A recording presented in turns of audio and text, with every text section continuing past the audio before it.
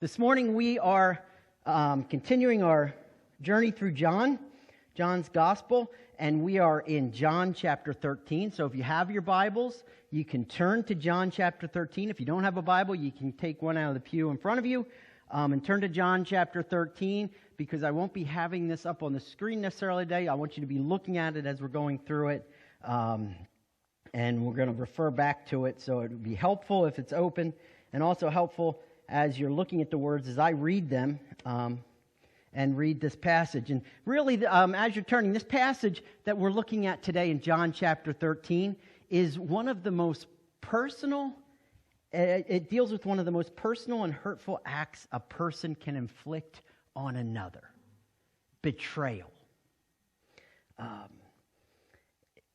And so let me just set the context of where this betrayal is happening. The disciples, as we looked at last week, they're still in the upper room celebrating the Passover meal with Jesus. It's mere hours before he'll be arrested and eventually crucified during the next day, so less than 24 hours. And Jesus knows all of this is coming down. He knows all of this is coming. So he chooses to spend this important time, these final hours, alone with his disciples, encouraging them and teaching and training them in this upper room. And he begins with this time with his disciples, as we saw last week, by washing their feet. And this foot washing is an act that pictures the cross. It's a picture of the cross, and it teaches the disciples the importance of humble service with a redemptive purpose, or in view of the cross. Again, that's where service has its power, is when we do it for a redemptive purpose, so that we can lead people to the cross. And during this interaction with his disciples, and especially Peter, Jesus notes that while Peter was clean, and really the rest of the disciples, all of them weren't. Because Jesus knew, and by clean he means saved, or believing in him, or belonging to him. And Jesus says, but all are not, because Jesus knows that Judas is the one who will betray him. And as this meal continues then, this betrayal is brought to life. And it's brought to the light of day as we start to see it in motion now. So we're picking up in verse 18, going to read through verse 30 of John chapter 13. So here's what John says in this gospel.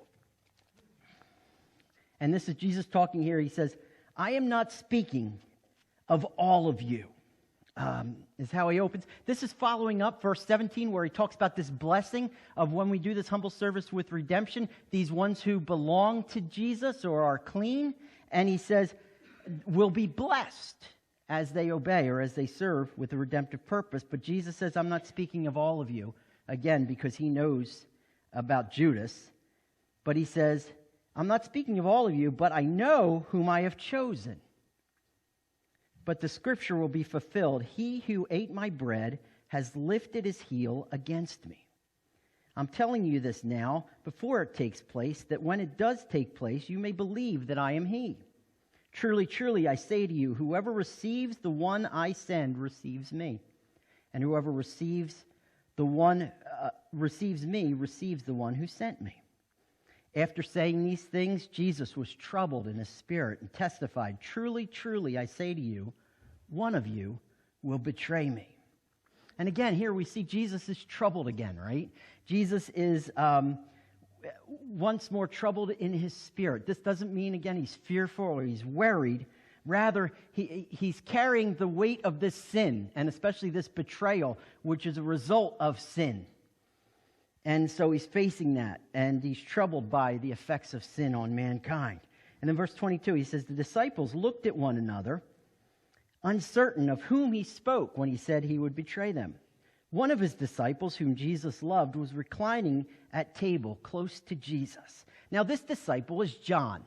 In the Gospel of John, John never mentions himself by name, usually mentions himself as the disciple whom Jesus loved. And it's important that John does this, because John is basically saying with this, he's not the focus of this gospel, Jesus is. So he doesn't name himself. And he also he's not lifting himself up saying, I'm the one who Jesus loved. Rather, he's saying, I'm a nobody. I'm just one of the disciples that had nothing lovable in and of himself, but Jesus loved me. So he's pointing to Jesus here. And he's describing himself as one who's not worthy. And it says, John was reclining at a table close to Jesus. And if you remember how they would sit around the table, we talked last week, how they're kind of on their left elbow, kind of diagonally with their feet out, kind of facing towards the table. So Jesus is like this. John is right in front of Jesus in his chest, with his chest to his back. So John is right next to Jesus. So it says one of the disciples who Jesus loved was reclining at a table close to Jesus. So Simon Peter motioned to him to ask Jesus of whom he was speaking. So that disciple, leaning back against Jesus, said to him, Lord, who is it? Who is it that will betray? Now, it's interesting, Peter asked John to ask this. Peter's not sitting next to Jesus, but Peter asked John, maybe because he doesn't want to make a big deal about this, or maybe because he's already stuck his foot in his mouth enough times that he doesn't want to bring this up, so he wants John to, in case it's a bad question. But for whatever reason, Peter is wondering this, so he gets John to ask, Lord, who is it? Jesus answered, it is he to whom I will give this morsel of bread when I have dipped it. So when he had dipped the morsel, he gave it to Judas, the son of Simon Iscariot. Now, it's interesting because Jesus tells John how he will know this, and then he takes this morsel of bread. Now, the idea is Judas is probably sitting next to Jesus as well, because nobody else notices Jesus do this. Now, the meal is a very kind of chaotic time. If you've ever been to some place like Melting Pot where everybody's reaching in the middle of the table, dipping things in things, it can get confusing. So they don't all see this happen, and the idea is probably Judas is maybe on the other side of Jesus, and Jesus dips this bread and then gives it to Judas. Now, this is a sign in the Middle Eastern culture of fellowship and oneness or closeness, relationship, that somebody would do this for somebody. So it's saying, hey, you're with me, I'm with you. And this is where the betrayal starts to come about, that Judas rejects this, right? Because we'll see what happens here. He gives it to Judas. And then after he had taken the morsel, Satan entered him. And Jesus said to Judas, what you are going to do, do quickly. Now again, perhaps the other disciples didn't see this. Perhaps John didn't see it happen. But they don't notice any of this is going on. But then they do hear Jesus say, what you're going to do, do quickly. In fact, look at verse 28. It says, no one at the table knew why he said this to him. Some thought that because Judas had the money bag, Jesus was telling him, buy what we need for the feast, or that he should give something to the poor. So after receiving the morsel of bread, he, meaning Judas, immediately went out, and it was night. So again, this is a moment shared by Judas and Jesus with the disciples, where both Jesus and Judas know and nobody else knows. And Judas then, when he takes this morsel, almost saying, yeah, I'm in fellowship, but yet he's going to betray him, and he knows it. That was when he finally rejected Jesus. It was almost as like his final rejection of Jesus. And it says at that point, Satan possesses him or enters him. Okay, so he's not just demon-possessed, he's Satan-possessed. And then he leaves to go betray Jesus. So he walks out. This passage is not a very happy passage, is it? It's kind of a tough passage because it talks about this betrayal that's going to happen. And we all know it happens because we've read the book, right? We know what happens from this point on. But it's very interesting what's happening here. And we've kind of looked at it a little bit, and we're going to look at it a little different. In fact, how this opens, where Jesus is saying, not all of you are mine, or I'm not speaking of all of you, meaning Judas, he's not one of mine. Yet Jesus says, I know whom I have chosen. Now here, by chosen, he's not meaning election. By saying, well, you are the chosen ones. God sovereignly elects us and for salvation and things like that. Jesus talks about that elsewhere, but he's not meaning that here in this context. What he's saying is, you 12, I know each of you who I've chosen. And the idea with that is that he chose, and he's telling his disciples, he chose each of them personally and purposefully in full knowledge of who they were and what they were to do. And this includes Judas, because Judas is there, right?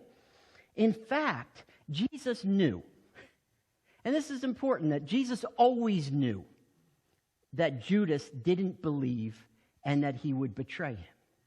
In fact, way back in John chapter 6, where he's talking to his disciples, because other people had left him because they didn't like what he said, and he looks to his 12 and he says, "Are you guys going to leave too?" And Peter's like, "No way." And then Jesus says this in John 6. He says, "Did I not choose you, the 12? And yet one of you is the devil." He's speaking of Judas, right? In fact, next verse, he spoke of Judas, Simon, son of Simon Iscariot, for he, one of the 12, was going to betray him. Now look, he doesn't say one of you will become the devil or will be used by the devil, will be. He says one of you is. Right now, I see your heart, and I already know you don't believe. So it's not an idea when we look at the betrayal of Judas that somehow he was a follower of Jesus and committed to him and believed in him and then left him. Judas, deep down, never really was with Jesus. Now, not everybody saw that. Only Jesus saw that, right? But Jesus knew from the beginning, and yet he still chooses Judas. You know what that tells us? Jesus is in full control here. We noted that last week, right? He's in full control about what's going to happen. None of this is a surprise to God. None of it is like a plan B that's going to happen with the betrayal. God and Jesus, they know this. In fact, this is all part of the plan. They're in complete control. Now look at the end of 18, because then Jesus shares this picture of betrayal. What is betrayal all about? And he shares this picture, and it's actually from this picture comes from, and it's a quote from Psalm 41:9. And Psalm 41:9 is a psalm of David. And in that psalm, David is talking about one of his friends, a guy named Ahithophel, who was his friend and betrayed him. And after he betrays David, he feels so bad about it, he goes out and he hangs himself. Now, interestingly enough, Jesus is saying this scripture is fulfilled, though, in Judas, right? It's fulfilled in this betrayal about Judas, who coincidentally, after he betrays Jesus, also hangs himself. But the picture Jesus is giving, or the picture that this Psalm 41:9 gives us, is what is behind betrayal. And it's a picture, actually, of a horse and its owner. And that's what it's talking about. It says that, he who ate my bread has lifted his heel against me. So picture a horse. And if you've ever been around horses, and you feed a horse, and it's nice, right? And the owner could feed and care for the horse and petting it as he feeds it. Yet, the moment the owner's back is turned, and you might have found this out the hard way, you could be as nice as you want to the front end of a horse, but if you walk behind the horse and the horse doesn't know you're there, the minute your back's turned, he's going to lift his heel and he's going to kick you. So you build up something, yet turns around while your back is turned and kicks you. This is a picture of betrayal and what this means. Can you relate to that? Can you relate to this picture of betrayal? Not that you've been kicked by a horse, hopefully you haven't, but been betrayed in life. Going through betrayal isn't a fun experience, is it? It's actually, it gets very personal, it's very damaging, and it's probably one of the most hurtful things that someone can do to us, especially when the person who betrays us is close to us. So what is betrayal then in this way? Well, betrayal can take many forms. Sometimes it's a break of confidence, a break of a trust, and somebody does something to break that confidence with us. Sometimes it's done through hurtful words or actions that are directed against us by a person who is out on purpose to do us harm, and maybe they don't want us to see that, but they're doing it behind our back. That's what we're talking about when we're talking about betrayal. And in this context, we see then Judas's betrayal begin to surface right after this. in our passage this morning. And that's kind of the context, this betrayal surfacing against Jesus. And while in the upper room, while Jesus is doing this cross-training and this betrayal comes to light, I want you to notice something in our passage. Jesus doesn't try to stop this betrayal, and he doesn't try to avoid this betrayal. Jesus doesn't step out and say, one of you will betray me, and it's Judas. Get him, guys. Or he doesn't go, one of you will betray me, and then later on he goes, Judas, I know it's you. I already know what you're going to try to do, so you better not. He doesn't do any of that, does he? Jesus goes through this. Why? Because it's his purpose, but also it's so that we can identify him as well. Because Jesus, being a human like us, goes through those things and endures things in life that we endure, including betrayal. So Jesus goes through this betrayal as well. He faces it. And this betrayal that Jesus faces is even worse because it's not only a betrayal against him as a human being, it's betrayal against him as God in the flesh, right? Trying to damage God and his purposes. And it's through John's eyewitness account then that we learn something very important as followers of Jesus. Not necessarily how do we avoid betrayal or how do we stop betrayal, but rather how do we endure when those around us betray us? How do we respond when betrayal is happening to us? I'm sure we've all kind of experienced that, and maybe we don't always respond in the best way. But Jesus here, and in our passages, John kind of recounts this evening, what we find in here is we find 4 important guidelines for us in dealing with or facing betrayal as a follower of Jesus. So kind of as we go through the passage, I'm not going to go through it verse by verse, but rather look at these guidelines that are in these verses and kind of draw them out from it. So this first guideline for dealing with or facing betrayal as a follower of Jesus, and oftentimes these guidelines, they can help us in regular betrayal in everyday life, but especially important as we follow Jesus and we're being betrayed as a follower of Jesus. And it's a shot at that. They're very helpful. So this first guideline of dealing with betrayal as a follower of Jesus is this: we shouldn't be surprised by betrayal. As a follower of Jesus, it's not a matter of if we'll experience betrayal in our lives. Rather, it's a matter of when. It will come. Experiencing betrayal in our world today, especially in following Jesus, shouldn't surprise us. It will happen. Do you know why it will happen? Because we live in a fallen world where there's sin. And where there's sin, there's opposition and rebellion to God, which means there's opposition and there's rebellion to those people who follow God. You start to picture that? So we will face it in one sense or another. We may even face it here in this church.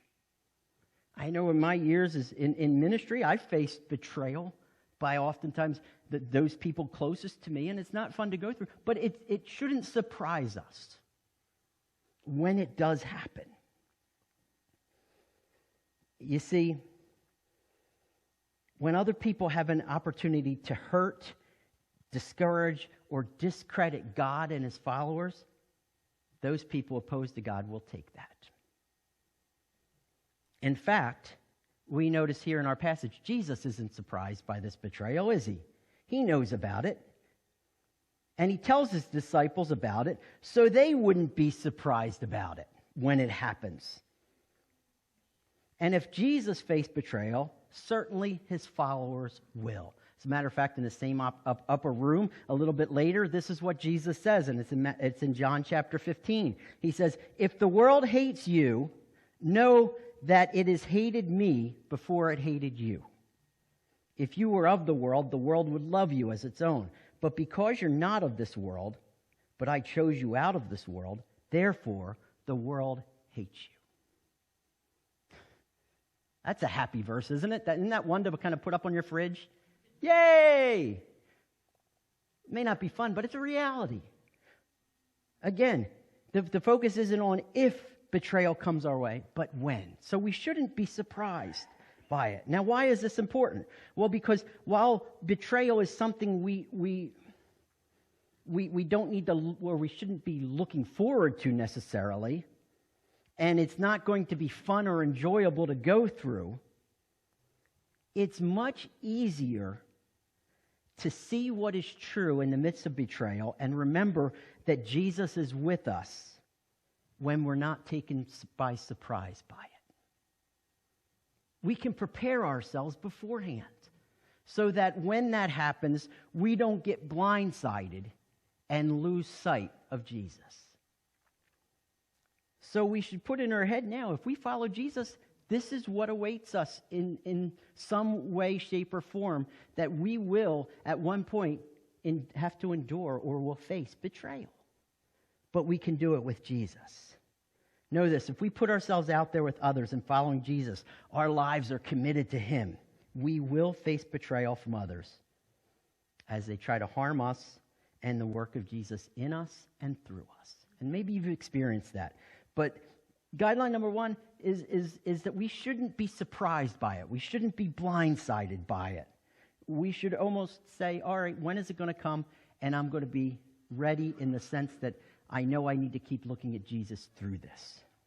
And even though betrayal from others, it shouldn't be surprising, especially when we know Jesus, it can often catch us off guard, can it? Look at verse 21, where Jesus tells his disciples that one would betray him. Their response in the next verse wasn't necessarily surprise, because they'd heard Jesus say this before, but they were a little perplexed. They were confused about it. Jesus said, one of you will betray me, and the disciples looked about. They looked around, and they're like, now why are they looking around? Because they're sitting there going, well, who is it? Who could it be? Is it him? Is it him? Oh man, it's got to be one of us. Maybe they're even thinking it's themselves. And we know they're perplexed by this, because then Peter has John ask the question, well, who is it? They don't know. They don't know. They're not in tune of this betrayal that might be happening right in their midst. They have no clue. And this reveals another important guideline for dealing with or facing betrayal as a follower of Jesus. Not only shouldn't we be surprised, but we also shouldn't be unaware of betrayal. We shouldn't be unaware of it. I mean, we need to recognize that it can happen, but also that it can happen right under our noses a lot of times with those that are closest to us and who might seem the most godly. You see, the disciples look around trying to figure out who it could be, perhaps even questioning themselves. And as they wondered, as we look at these 12 that are here in this upper room, do you know the one who would be least likely to betray Jesus? The one who is, from the outside view, the most qualified disciple of them all? It's Judas. You see, on the surface, Judas Iscariot was by a good margin the most qualified and competent of the disciples. So let's look at Judas just a little bit to look at what he's about. Because, you know, many of us, what we picture as a follower of Jesus or who looks good as a follower of Jesus, we're putting our value on the wrong place, on some of the outward things we see. Now, Judas Iscariot, his name is Judas. His last name isn't Iscariot. Iscariot is made up of two words. First is ish, which means from, and then Kariot is actually a pronunciation of a village named Kerioth.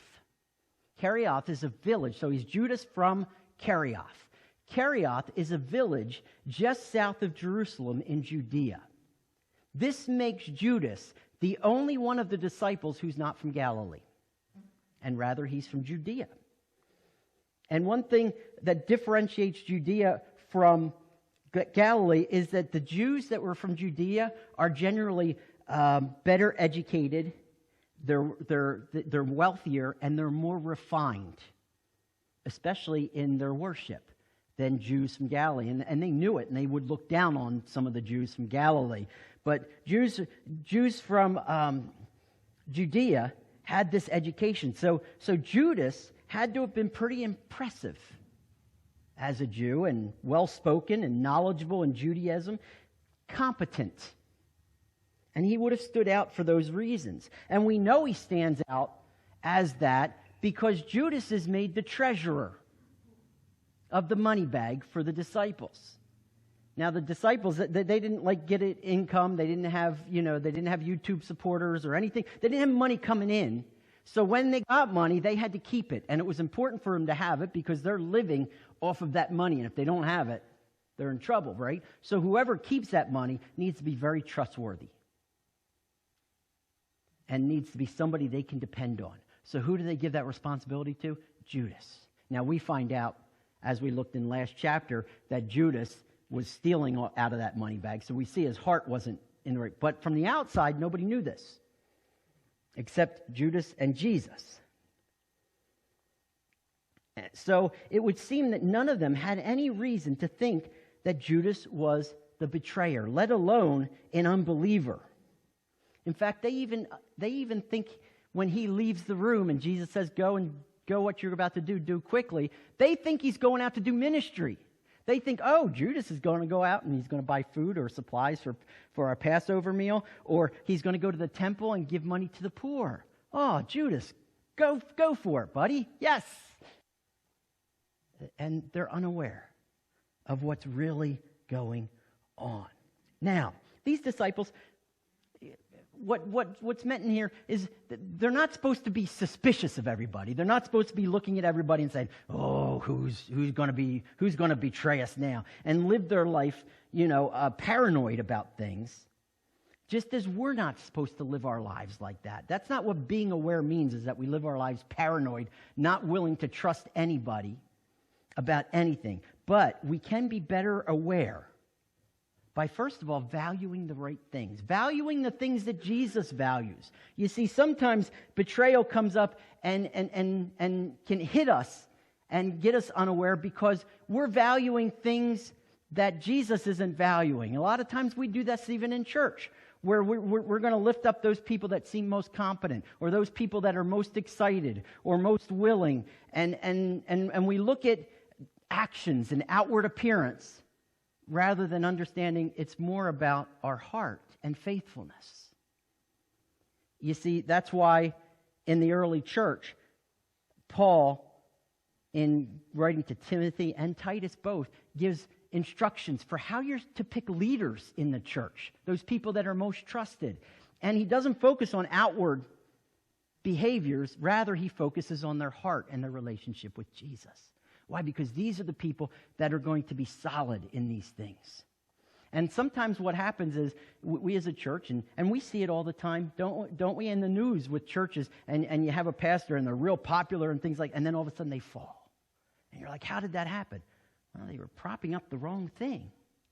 And sometimes we prop up the wrong thing and we want to promote the competent or the exciting or the ones who entertain and all of these things, and we're missing what Jesus values.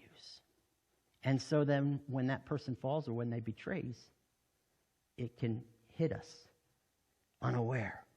So we need to value the right things.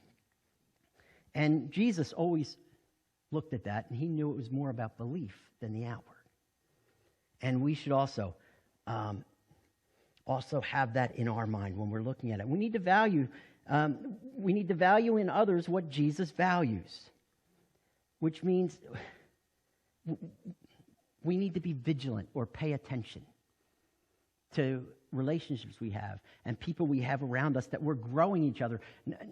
So we're not to be in a judgy way where we're looking suspiciously at everybody and we're like, oh, I don't want to get close to anybody or have any relationships with anybody because somebody may betray me. That's not what happens at all. Jesus gives us that model, right? He's in with Judas, who walks with him for 3 years, knowing he will betray him, but Jesus still invests in him.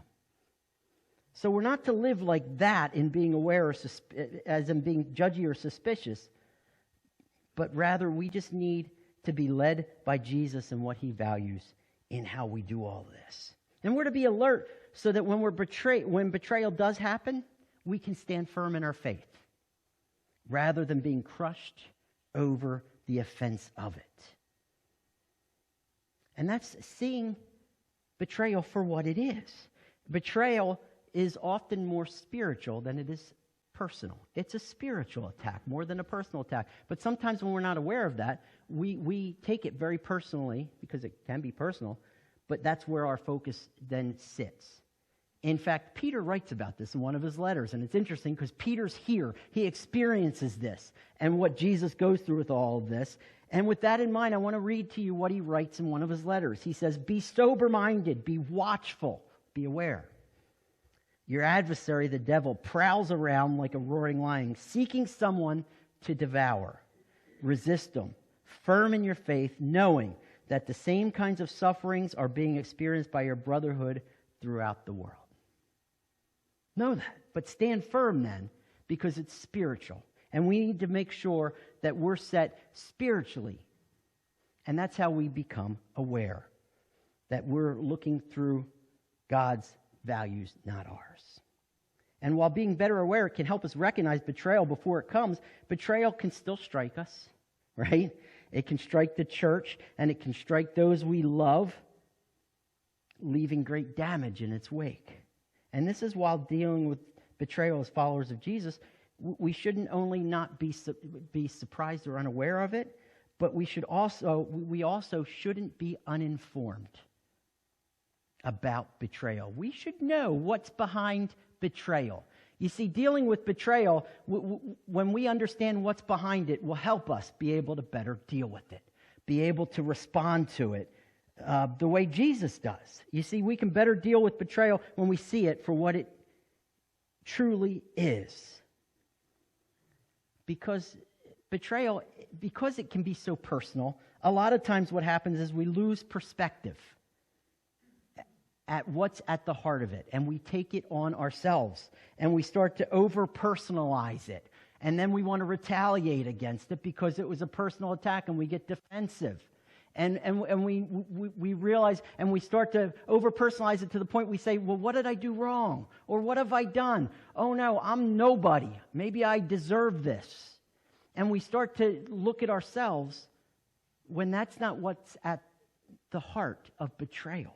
So we need to be informed about what is at the heart of betrayal. This betrayal of Jesus, it wasn't an attack of flesh and blood. It was an attack of Satan.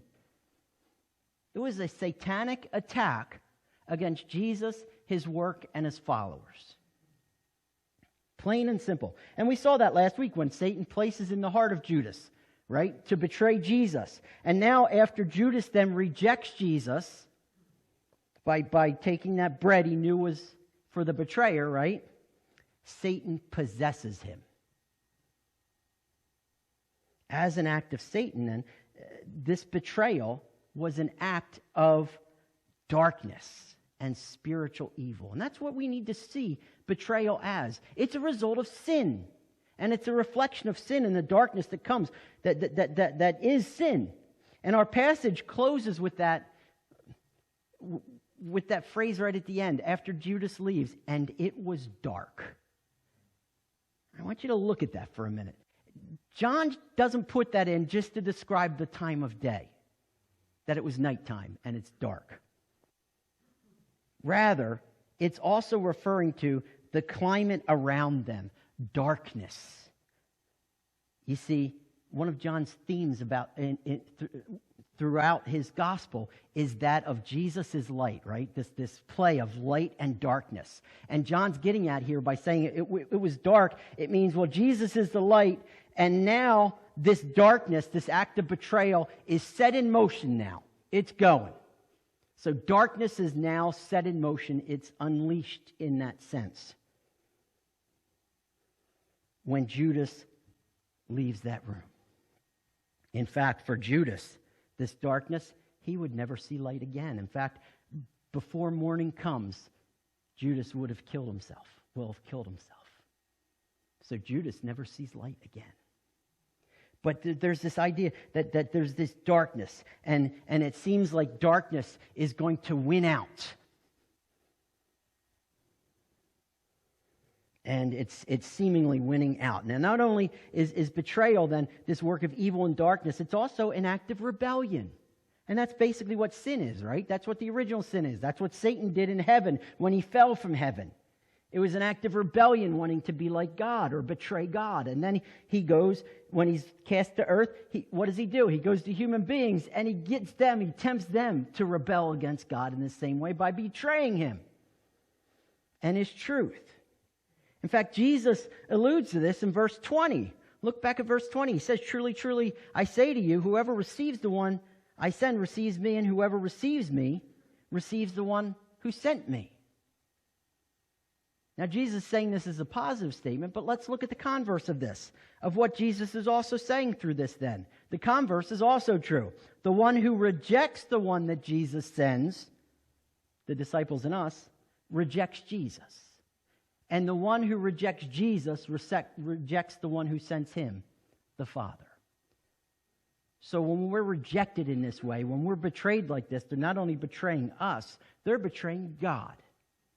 And that's the more troubling thing. That's what's at the heart of it, of this betrayal, is that those who betray don't value God, so they won't value us. And they'll turn on us. And even though betrayal may seem so personal, and it is to an extent, it's not as personal as sometimes we make it out, because our betrayer has rejected us so much as they have rejected God. And this means that because in betrayal, they also not only reject us, but God, we don't have to face betrayal alone, by ourselves, because we're not alone. And this is why, when we're better informed as to the source and the nature of betrayal, as a final guideline, we shouldn't be discouraged because of betrayal. Oftentimes what betrayal does, sometimes when we're betrayed, we want to throw our hands up and give up. We want to give up on relating to people, having relationships with people, or being close, or putting ourselves out there, or trusting anybody. We want to turn our back on the church. So many people have left churches because someone betrayed them, and instead of dealing with it, we walk away. That's not what Jesus wants us to do, and that's not what Jesus wants his disciples to do, is to be discouraged because of betrayal. Jesus knows us just as he knows his disciples. He knows that when his disciples see this betrayal, they're going to be hurting. He knows that their faith can waver, and that what they're going to see in the next 24 hours are going to be shocking to them, and are going to test everything in them. And he doesn't want betrayal to be one of the reasons why they give up their faith in him. So what does Jesus do? Verse 19, he says, "I'm telling you this now, beforehand, before it takes place, that when it does take place, you may believe that I am he." I want you to know that this is going to happen, and I know it's going to happen, and I'm going to allow it to happen, so that you will know I am in control. I've got this. I'm still God. Because if they don't know this, they may say, "Oh, Jesus has failed. Jesus is defeated. What are we going to do? We've just wasted our time," and they walk away. And Jesus knows this, so he says, "I want you to remember, even in the face of this, I am on my throne. I am always in control." In fact, this is why Jesus tells them that. And he knew them, and he knew about them, that they might lose faith and feel like Jesus had failed. So before this even happens, he reminds them that he is God, knowing all things. He is bigger than this betrayal. You see, that's why we don't need to be discouraged when we face the betrayal, because Jesus is bigger than any betrayal we may face. Jesus knew Judas would betray him, and as a result, that he would suffer.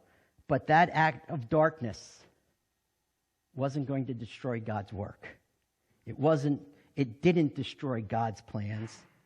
In fact, it worked into them. It was all part of it. You see, with the arrest of Jesus and his crucifixion, Satan and the forces of darkness, they think they've won as Jesus hangs on that cross. And they say, "Yes, we betrayed him, we put him down." The Jewish religious leaders thinking, "Yes, we finally got him, we're finally rid of them." And they say, "Our betrayal now, yes, it has worked. It has taken the power out of Jesus." And they don't realize Jesus was in control the whole time. And this act of betrayal brought him to the cross so that the cross could overpower darkness. And that's what we have here, right? Satan thinks he's won and he's triumphed over life, yet he doesn't remember or he doesn't realize that someday is coming and Jesus is going to prove that he's bigger than all of this by rising from the dead. And that's the beauty of the cross here and the power of Jesus. And that's the power that we have at our disposal and we can trust in when we face betrayal.